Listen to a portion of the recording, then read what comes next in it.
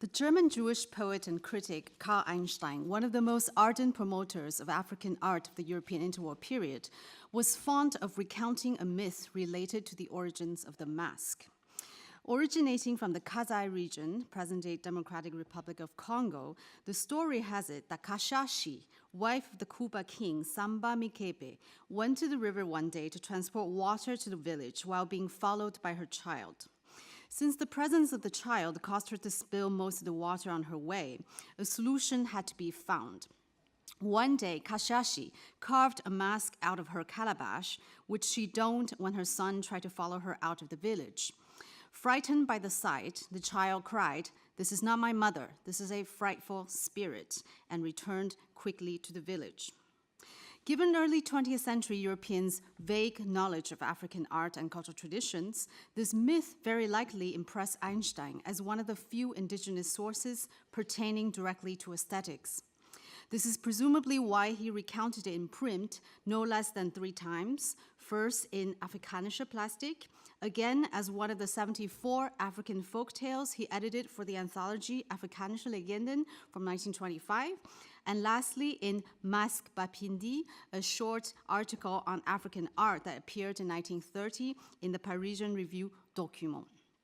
In this last text, one finds Einstein's only commentary on the story. He considers it curious that, quote, the invention of the mask should be attributed to a woman, unquote. A mind as rigorous as Einstein's, however, is unlikely to have missed the conspicuous tension between the Kuba myth and his own preconceptions of African masks. One recalls, for instance, the vivid phenomenology of African masquerade in Einstein's earliest and most well-known text on African art, namely Naked Plastic from 1915. And I won't read the whole text out because you have the passage on the screen. I just point out the part where he discusses how the Negro transforms himself into the objective powers. And then here in the middle, he says, this transformation offers him the most powerful comprehension of objectivity. He incarnates it within himself. He himself is this objectivity in which all individuality is annihilated.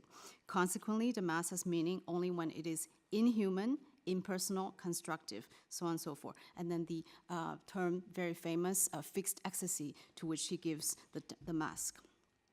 Symptomatic of the largely speculative character of Naked Plastic, which critics were very quick to point out as soon as the text appeared in 1915, this fantastical description indicates that Einstein was more of a thinker of the early 20th century European avant-garde than a scholar of African art. With little empirical basis, the ecstatic mask dance depicted here is characteristic of the forms of depersonalization imagined by the avant-garde as the means of undermining the individual subject, which according to this generation of nonconformist European thinkers have been accorded an undue degree of moral autonomy and unity of consciousness by Western post-Enlightenment humanism. If this critique of the European humanist subject was already a feature of literary and artistic modernism prior to the outbreak of the First World War, it was in the 1920s and 30s that it acquired an unparalleled intensity as Einstein, and above all, his colleagues in Paris-based Surrealism, made the dismantling of the European anthropological machine, and this is the philosopher Giorgio Agamben's term, made the dismantling of the European anthropological machine an aesthetic, philosophical, and ethical imperative. The figure of the mask played a paramount role in this project, as could be glimpsed from this passage from Naked Plastic, but it was also ambiguous. Does the donning of the mask constitute the destruction of the individual subject, or rather its reconfiguration? The Kuba myth, after all, about the origin of the mask, tells a slightly different story than Naked Plastic. Whereas the ecstatic male masker in Naked Plastic loses his subjective ego in ecstatic religious worship, the cunning female protagonist of the Kuba myth does not as much lose as she doubles her subjectivity by means of an alter ego. Kashashi's calabash mask remains within the parameters of the everyday and the social, being a pragmatic solution that allows the queen to attend alternatively to the needs of the family and those of the village. So the child that follows her and the water she has to fetch. The mask in negroplastic, by contrast, signifies the departure from the human world and the entry into the inhuman, impersonal, and objective realm of the divine. The question raised by Einstein's accounts of the mask can serve as a theoretical point of departure for my remarks today. If Einstein had made the West African ceremonial mask the face of ecstasy in negroplastic, surrealism may be seen as deploying a wide variety of masks, veils, and like objects to serve as the faces of comparable states of passivity. Dream, childhood, hallucination, erotic love, trance, and madness. These modes of experience, ranging from prosaic to pathological, constitute what may be provisionally called the surrealist subject, which, as I will show presently, is represented by 3 types of mask that appear regularly in surrealist productions: the masquerade, the death mask, and the veil.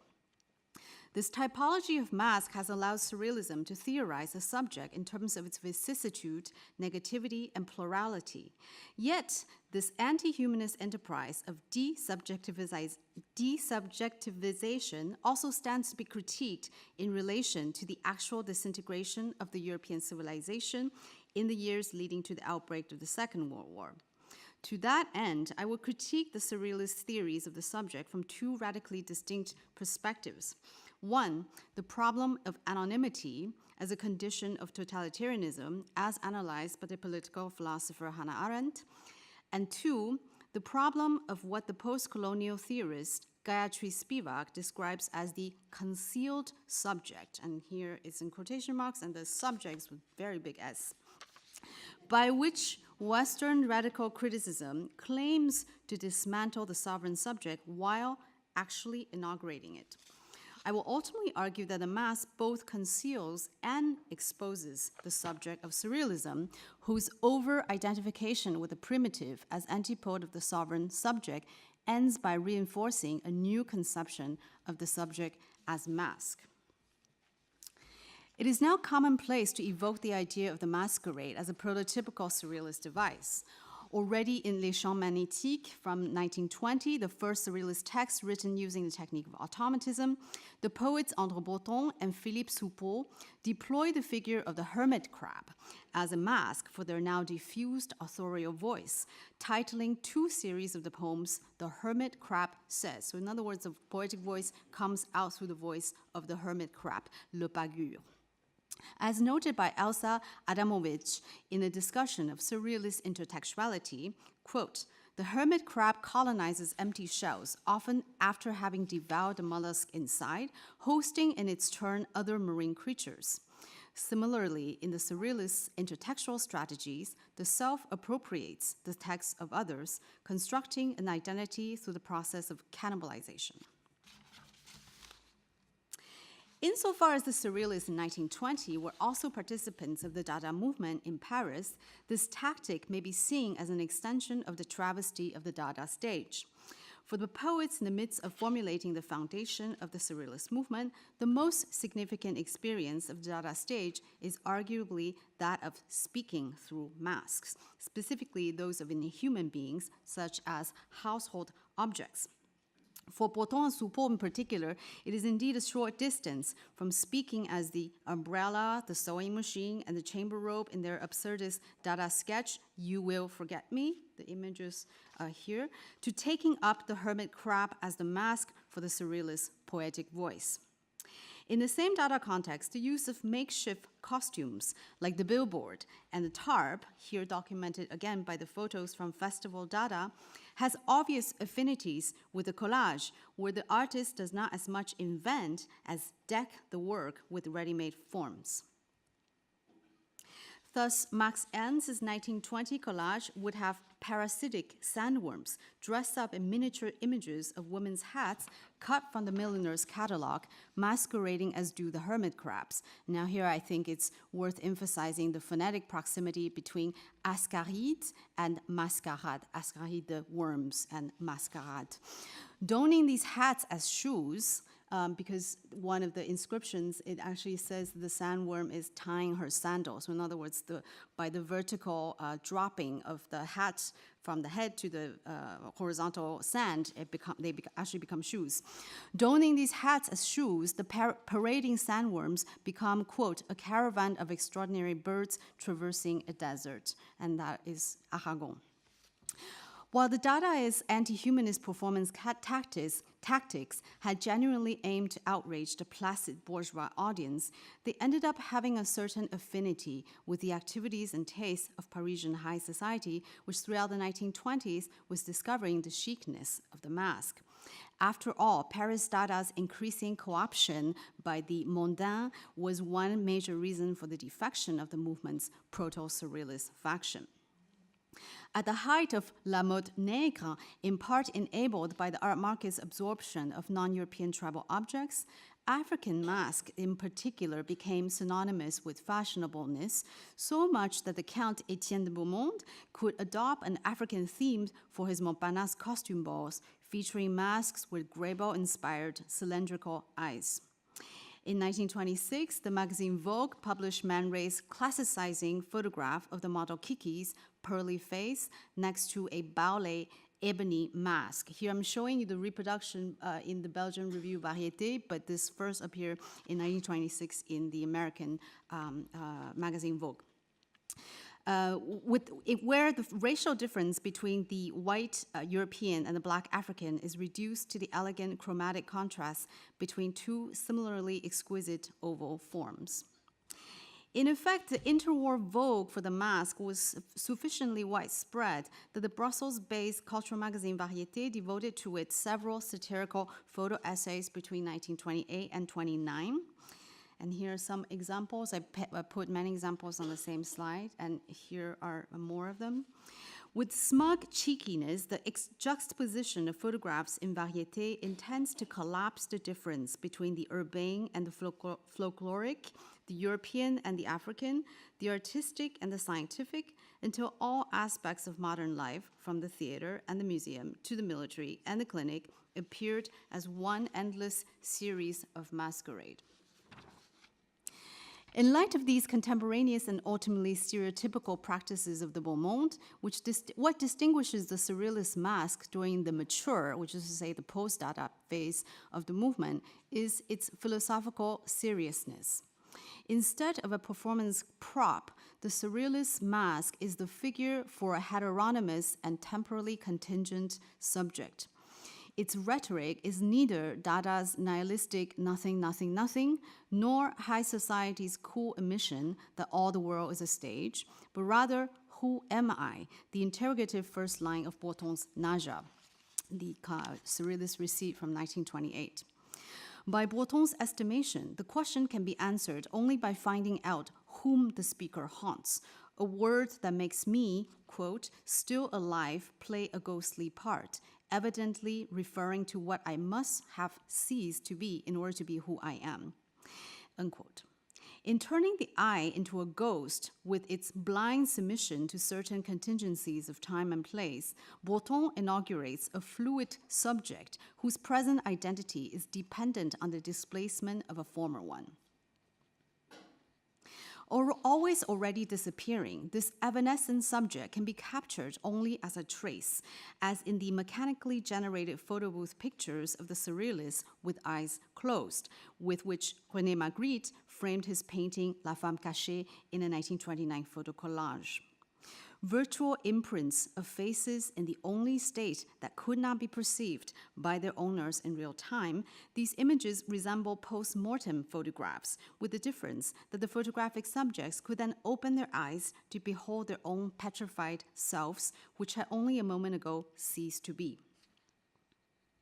There's a direct and obvious link between these photographs, virtual death masks as they were, and the actual mask that Breton and Éluard had cast of themselves around 1930. Most likely made by the sculptor Paul Hamann and inspired by the famous cast of the head of an allegedly drowned young woman, which turns out to be actually a studio product and not a real death mask, the so-called inconnus de la scène.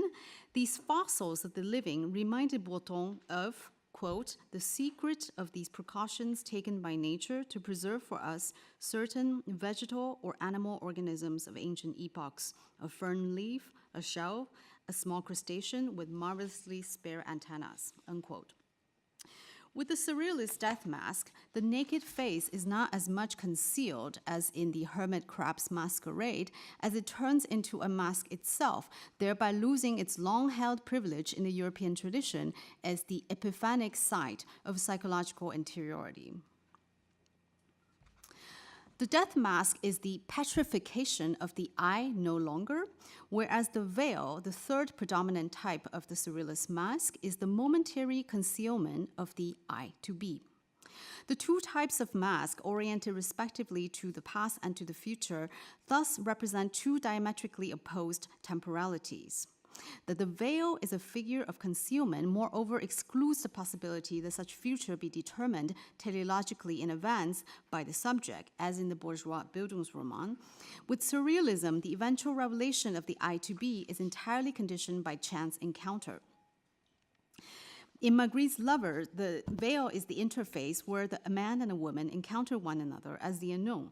Meanwhile, the ambiguity of the veil, specifically its simultaneous concealment and revelation of the face through the lurking contours behind the soft cloth, makes unveiling a constant possibility.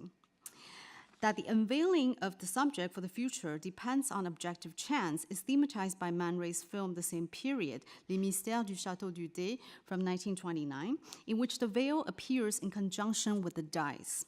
To decide whether to travel, two veiled men, who are played by Man Ray and Boifard, the photographer, cast dice in a Parisian bistro.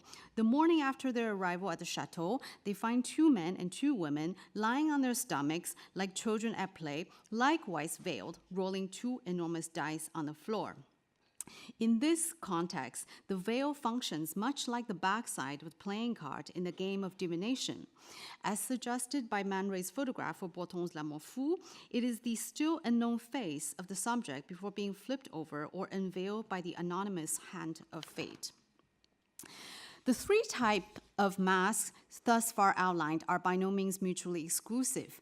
In effect, their variations and interplay may be said to form the basis of surrealist practices and discourses throughout the 20s and 30s. The motif of the veil from Magritte, after all, is a kind of death mask, insofar as it recapitulates the childhood memory of his mother's suicide by drowning, and her body was found with the head wrapped in the garment. So in a way, it is a death mask as well. During the movement's schism, the heterodox Surrealist Review document presents all three types, revised according to the sensibility and philosophy of Georges Bataille.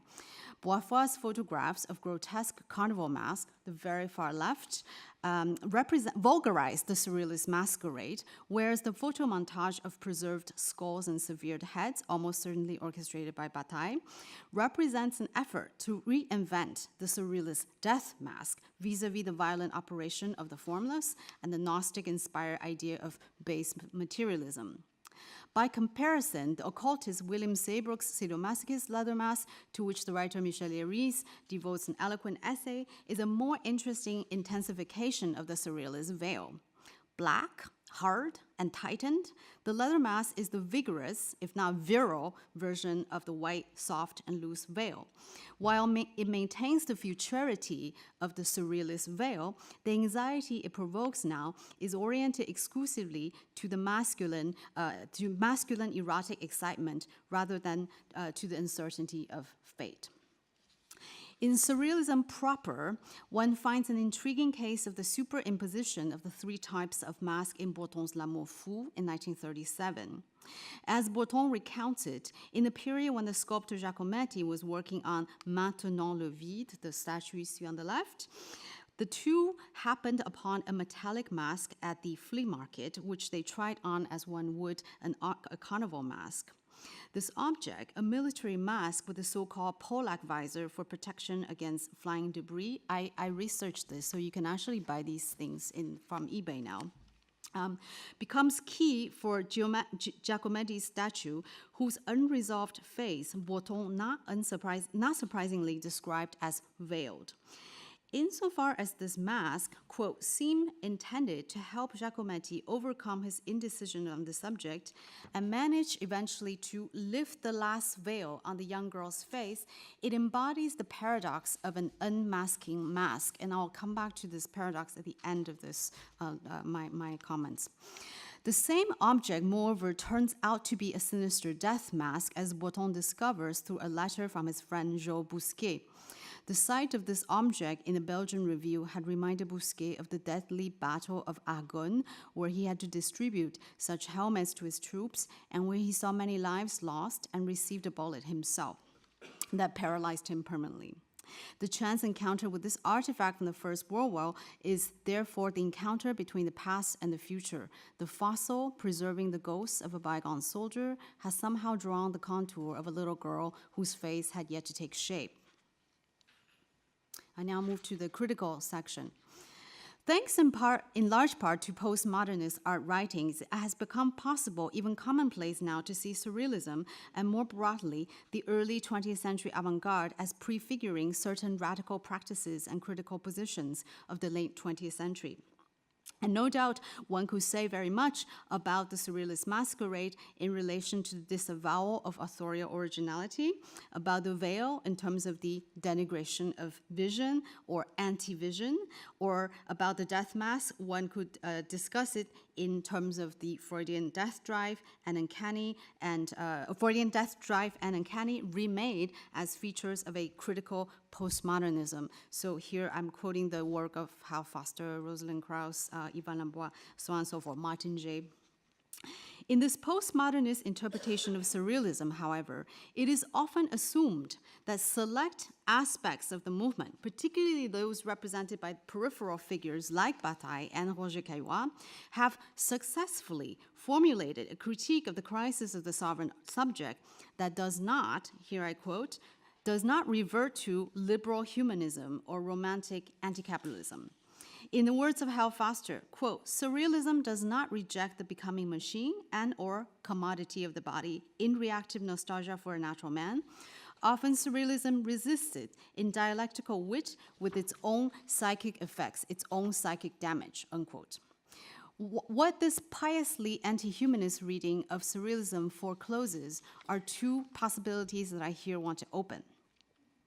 First, given that the Surrealist mask as an aesthetic device, poetic, pictorial, plastic, dramatic, cinematic, etc., proliferated throughout the 1920s and 30s, that is, in the same period as Europe saw the organization of the masses and eventually the rise of totalitarian regimes, one is warranted to interrogate the relationship between the avant-garde's fascination with forms of depersonalization and the withering of individual, social, and class identities under totalitarianism. To what extent does Surrealism's incessant defacement of the subject, vis-a-vis the mask, not least its adoption of passivity as a mandate, constitute a tacit assent to anonymity, even the delirious abdication of agency, in the very moment when the latter is most endangered? Secondly, critical postmodernism does not admit the possibility that Surrealism might have failed, at least to some degree, its own anti-humanist project.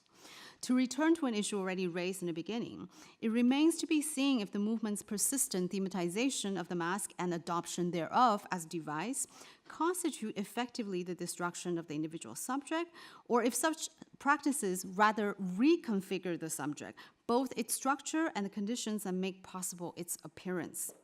To address these questions, I want to now mobilize two radically different, even diametrically opposed theoretical perspectives that nevertheless meet in their trenchant critique of a tradition inaugurated by the avant-garde.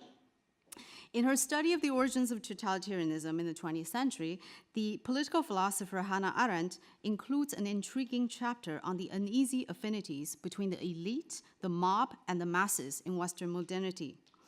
She refers in particular to the disturbing ways in which the activist dimension of totalitarianism and its complete disregard for respectability appealed, here I quote Arendt, the anti-humanist, anti-liberal, anti-individualist, and anti-cultural instincts of the front generation, which is exactly the same generation that we're dealing with here in the exhibition and in my talk.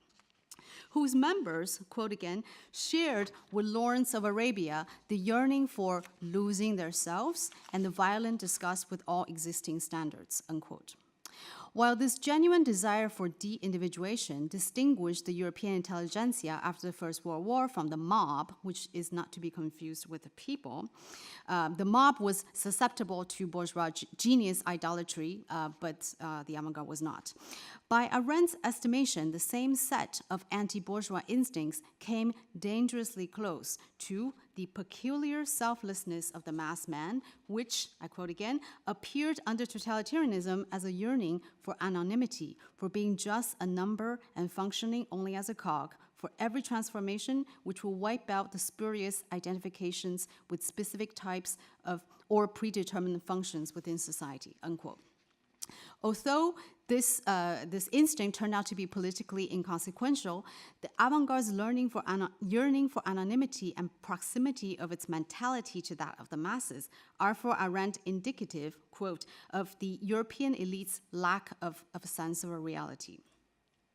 Now, it would be easy enough to argue with Arendt's indictment given the heterogeneous character of the avant-garde. Obviously, not all movements and figures will fit her description. For a theoretical standpoint, however, what is more interesting to me is the rather surprising ways in which Arendt's charge resonates with the more recent criticism of post-colonial theorist Gayatri Spivak, who takes post-war Western intellectuals to task for their presumptuous over-identification with the world's masses. In the opening of her now classic essay, Can the Subaltern Speak?, Spivak implicitly attributes this impulse to what Arendt had described earlier as the elite-mob alliance in European modernity.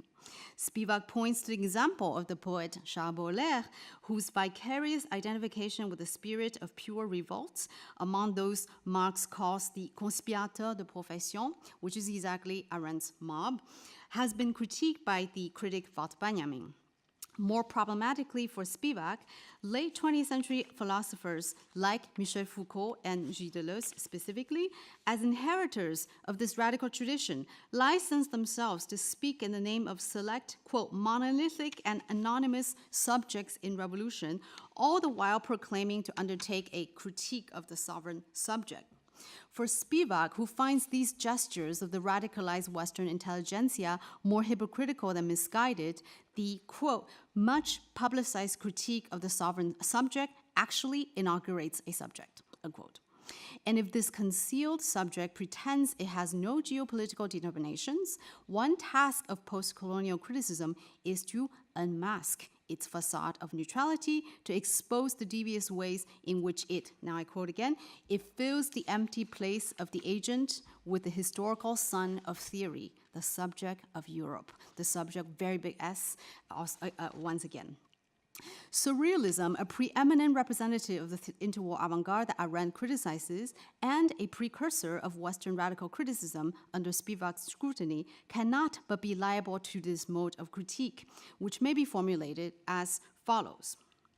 Notwithstanding its identification with anonymity and aspiration to selflessness, this is Arendt's term, surrealism ultimately does not as much dismantle the sovereign humanist subject as it fills the empty place of the agent with the subject of surrealism.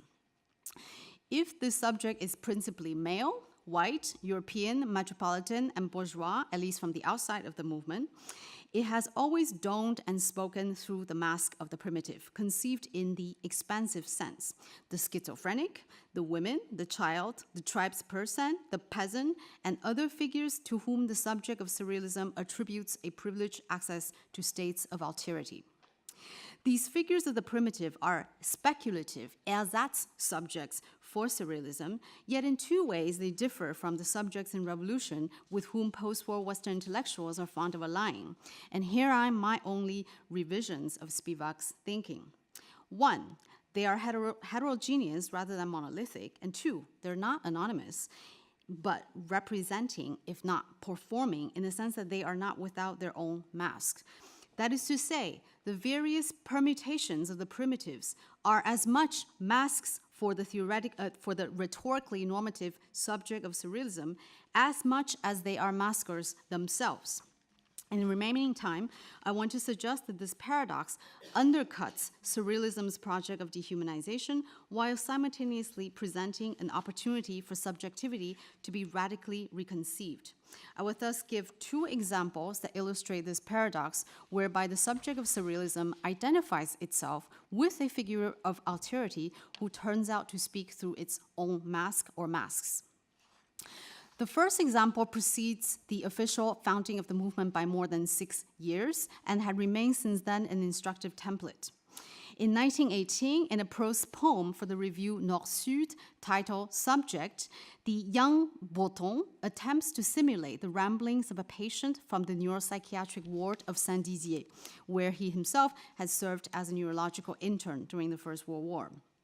Informed by the actual speech of the patient, a madman who did not believe in the war, the text prefigures Surrealism's intertextual masquerade, where the philosophical and clinical subject in question, and here, the text itself is titled Sujet Subject, but of course it's a double meaning, a philosophical subject and also a clinical subject. No doubt Breton wanted the term to refer to both contexts.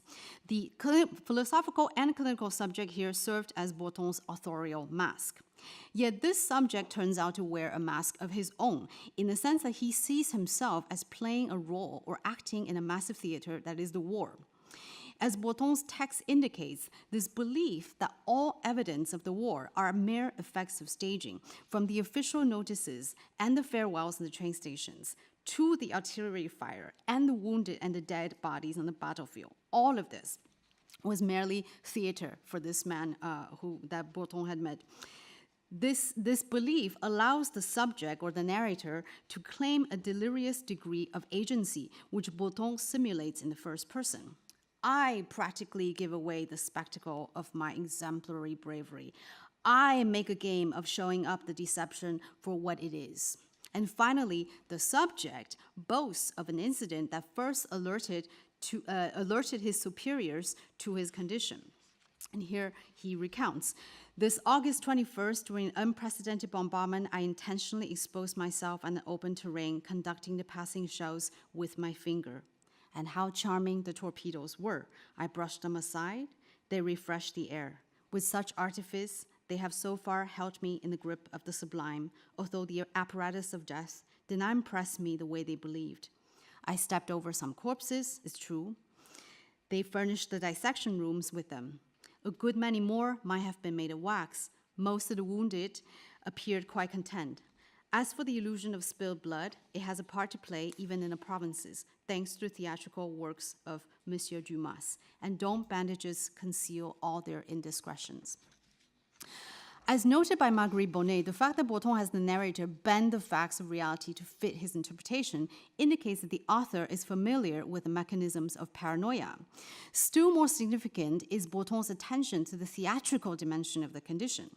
Rather than repressing his delirium as a neurosis, the paranoiac acts it out as if it were a mask, speaking his lines, as Paul Valéry has noted, for an audience that's neither someone nor himself. A decade and a half later, the artist and theorist Salvador Dalí takes up this theater of paranoia explicitly when theorizing a new image-making method he calls critical paranoia.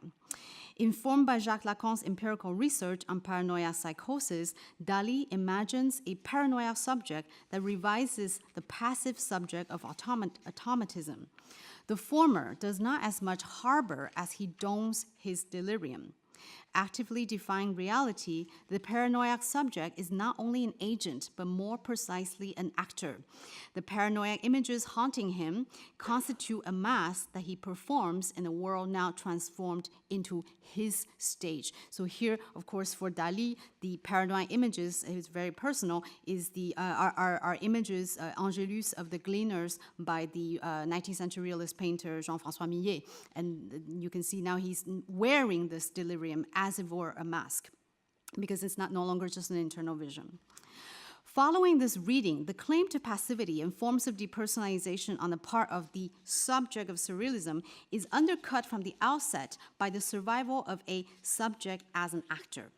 It comes thus as no surprise that the movement would eventually acknowledge what had been there all along, the paradox of a depersonalized, yet still active and intentional subject. In Paranoia, the figure of alterity with which the subject of surrealism identifies becomes a subject, insofar as subjectivity is understood contingently as the actor revealed rather than concealed by its mask. And so here I return to this theme of the mask that actually unmasks instead of conceals. In my second example, which deals not with paranoia but with possession, it is the encounter with this actor, more precisely actress, if not actresses, that this possesses the subject of surrealism of the very alterity it wishes to claim. In 1932, in his capacity as archivist for the colonial mission Dhaka Djibouti across Africa, the former surrealist Michel Leiris undertook ethnographic research on the cult of possession in Gondar, Ethiopia, known as Zar. Seeing professional ethnography as an alternative to moribund literature, Leiris sought to shed his European self and its, quote, mediocre little white manners. This desire to get out of my skin and approach the skin of others predisposed the white male and metropolitan ethnographer to be fascinated with the predominantly female and illiterate devotees of the Tsar cults who practiced trance and claimed to be possessed by invisible mythic beings known as Tsars. The ethnography carried out over 5 months, however, eventually obliged Leiris to recognize the theatrical dimension of Tsar possession. The theatrics of Tsar do not negate the reality of the trance experience, whose physiological dimension Leiris duly records in his academic articles on the subject. Quote, the testimonies are consistent in that the possessed does not lose her consciousness all at once, but rather effaces herself gradually, quivering, tingling, shooting pains, trembling, hiccups, buzzing in the ears, generally sensation of heaviness and anguish are the signs announcing the trance, unquote. However, a number of facts suggest that Tsar possession is also an art form. The newly initiated are trained to perform trance movements corresponding to specific Tsars. In other words, they don't just automatically know what to do with their bodies and their movements and their footsteps. And the dance, the specific dance is known as the guri. And here you have examples of the chief shaman, Malcolm Ayehu, and one of her devotees, an adept, doing this kind of guri. The experienced adepts, when possessed, sing Tsar songs and recite poems belonging to particular figures. The chief priestess keeps a wardrobe containing accessories of major Tsars to be donned on high feast days. The adepts evaluate one another's trance in terms of degree of authenticity. Leiris thus came slowly to consider the Tsar a virtual mask and the balazars, or the possessed, as unacknowledged actresses, among whom the chief priestess, Malcolm Ayehu, is the virtuoso. Like the paranoiac subject in the first example, the possessed subject enacts its subjectivity with the difference that her performance is anchored in the social. In the case of the priestess Malcolm Ayehu, the large number of Tsars whose gestures and songs she performs frequently appear in connection to her professional duties as healer, arbiter, and ritual celebrant. Thus, she incarnates the virile military Tsar, Abakoskos, when settling disputes, breaking up rowdy parties, or remodeling houses, but conveniently becomes Shankit, the compliant maidservant, when serving food and drinks at Tsar festivals. Leiris notes, for each activity of her life, including the various medical practices, she has a specific Tsar corresponding to that activity. Her Tsars constitute for her a kind of wardrobe of personalities that she could put on according to the various needs and hazards of her daily existence. Personalities that provided her with ready-made comportments and attitudes on the threshold between theater and life, unquote. To borrow from Einstein, whose Africa-related text had helped set the terms of these remarks, Malcolm Ayehu is at once the ecstatic masker of negroplastic, adept at annihilating her individuality in trance, and the queen Kashashi of the Kuba myth, whose mask enables her to perform different and irreconcilable social roles. As a final remark, I want to briefly return to the surrealist paradox of the unmasking mask. just as the encounter with a metallic mask at the flea market ends up unveiling the face of Giacometti's nascent statue in Breton's L'Amour Fou, the discovery of the czars as masks unveils the subjectivity of the subaltern in Léris's ethnography. Having projected upon the possession of rural East African women the mirror image of his own self-dispossession, the metropolitan European ethnographer now finds this image shattered, its place overtaken by hundreds of masks. On October 31st, 1932, Léris recounts his disenchantment in his semi-ethnographic, semi-autobiographical diary for the mission, the sprawling text that we know later as L'Afrique Fantôme. Having recognized Czar as a form of vernacular theater, Léris notes, Malka Mayehu and her family started to annoy me. I am less and less able to see Magi and Atreides in these peasants. Emma Waish, who's the chief Tsaring's daughter, and her mother do not dazzle me anymore, unquote. In short, the mythic primitives have become unbearably human. Having looked for a utopian degree zero of subjectivity in possession, the European ethnographer finds instead an excess of subjects in the virtuosic shaman. Like the Ancien Régime painter Antoine Coipel's fictional barbarian, who finds it strange the several different masks should be laid out for the same dancer, Léris could not but conclude from Malcolm Ayehu's artful alternation between Czar masks that there must be several souls in a single body, unquote. As they have done since the beginning, these souls, or subjects in hiding as I would like to see them, in the subaltern, thwart the project of desubjectivization on the part of the concealed subject of Surrealism. The persistence of masks means the persistence of subjects. Thank you.